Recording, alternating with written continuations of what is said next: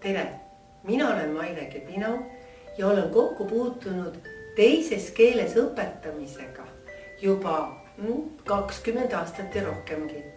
Nimelt on minu klassides alati õppijad olnud teise kodukeelega ja nende õpetamisel eesti keeles on kasuks tulnud nii mõnedki nipid. Näiteks, kui on teema, mille kohta raamatuid ei ole ja on olemas ühislugemise raamatu rutiini võimalus sättida seda hommikutegevustesse, siis on see just paras koht, kus need kaks asja kokku viia. Sellel koolitusel me valmistaksime koos rühmatööna ühislugemise raamatu, teema, eesmärgid ja niisuguse kujunduse saabki see rühm koos valmistada.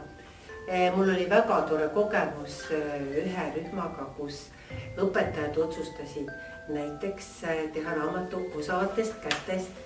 Siin on tervitamine, enesetutvustamine ja kõik need tegevused, mida lapsed siis kätega teha saavad tegusõnade harjutamiseks, suurepärane koostatud raamat.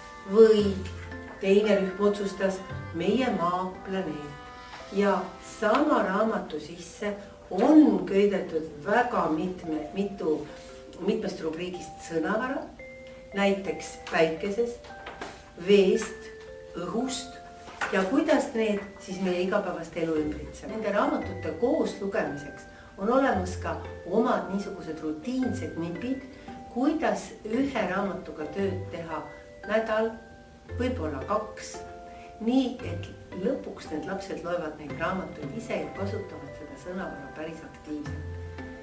Nii et sellise rutiintegevuse ja raamatu koostamise koolitust väikest seminaripäeva ma teile pakugi. Kohtumisteni!